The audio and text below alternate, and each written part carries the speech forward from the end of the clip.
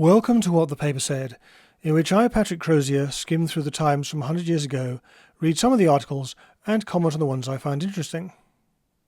Because I took a break over Christmas, this is a catch-up episode. There's been a plane crash at Croydon. 8 people have been killed. There have been yet more floods on the Thames. There's been a fog in London. An appeal for funds has gone out after cracks were found at St Paul's Cathedral. The appeal involves a public subscription. Lists are published showing who has subscribed and how much money they have subscribed. Odd how we don't do that anymore. There's been a murder in Sussex. A woman travelled there to meet her fiancé, and a few days later the fiancé wrote to ask what had happened to her. A few days after that, her body was discovered buried on his farm.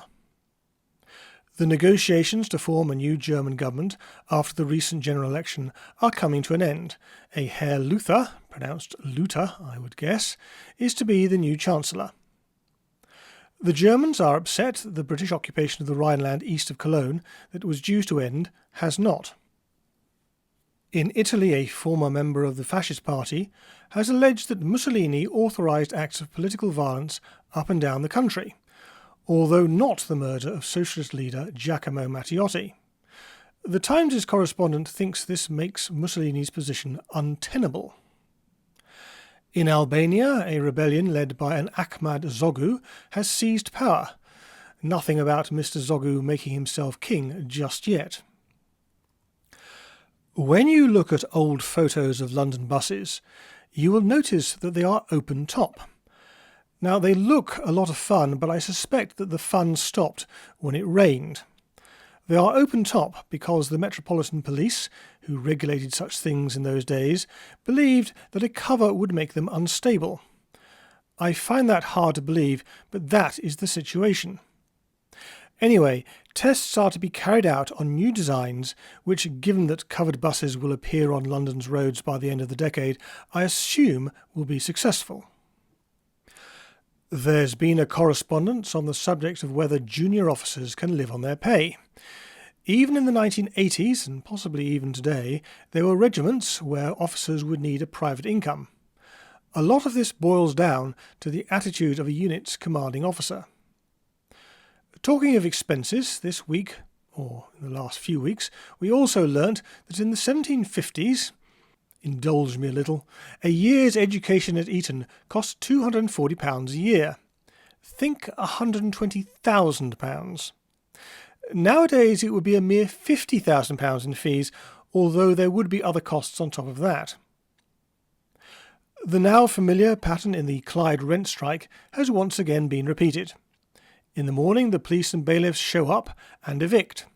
In the evening, the tenants with what I assume to be communist support return and reoccupy the building.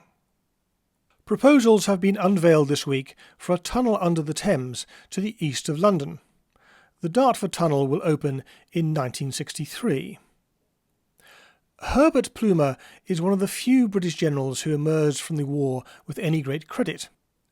Unfortunately, one has to wonder if he may have been neglecting other duties.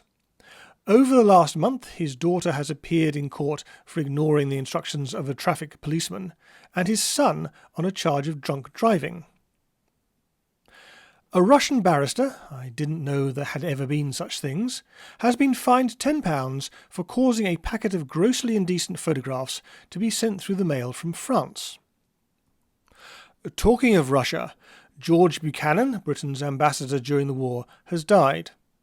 There are reports of a grain shortage, of Soviet officials being lynched by peasants, of the Soviets only allowing in friendly journalists, couldn't happen today, and one report made mention of a chap called Molotov.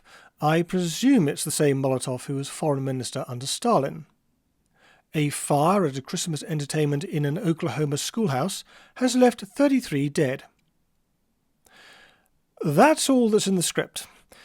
There were a lot of articles I would like to have talked about, but due to sloth rather than time, haven't got round to.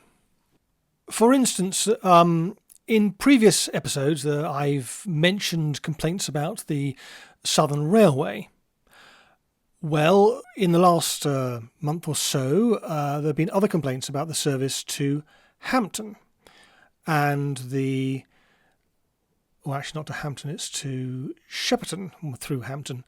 And would you believe it, the Southern Railway has actually improved services.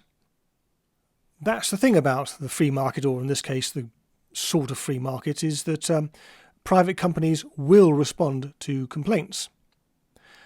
There's been another correspondence about diagnosing drunkenness.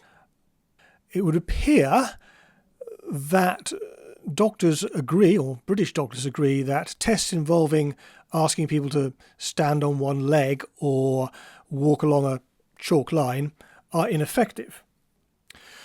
I was a bit surprised to read that Watford played Luton, this is at football in case you were wondering, on Christmas Day, and then the return fixture was played on Boxing Day, which is not only amazing considering, I can see why people would be able to get to the game because they would live locally, but what about Christmas dinner? Because the game is going to have to be played quite early, I would say about 2 o'clock, because obviously it gets dark by about 4 o'clock. And this is in the days before floodlights. Maybe Christmas dinner was actually dinner rather than Christmas lunch in those days. Who knows? Also on the sporting field, New Zealand beat England at Twickenham, which means they won every single game on their tour. There was an article about problems in Palestine, where incidentally Herbert Plumer, who I mentioned earlier, will be going to quite soon as governor. The interesting part was the statistic that Arabs owned something like 90, maybe 95% of the land at this point, although it has been suggested to me that since then all the land that Jews own has been bought. Another article on the situation with drugs in the US included a line about the writer seeing queues of drug addicts at one point, which was very odd. I would love to know why that was. But, by the way, this was before the prohibition. There's also been a lot of discussion about French debt to the US. This is debt that they accumulated during the war. And finally, and I think perhaps most interestingly, I discovered this week that gold exports from the United Kingdom were banned. Now, as regular listeners will know, my view is that the pound at the moment is massively, in 1925 that is massively overvalued. And well, this would explain why. And of course, when, spoiler alert, Britain goes back on the gold standard at the previous rate, it will also allow the export of gold. So on the one hand, it is trying to maintain too high a rate, and on the other, people are now free to move their gold elsewhere, so therefore there's more likely to be a drain on the Bank of England's gold reserves, which means that interest rates will have to go up, which is going to be troublesome. Anyway, that's all for this week. I aim to have something up next week, but I promise nothing.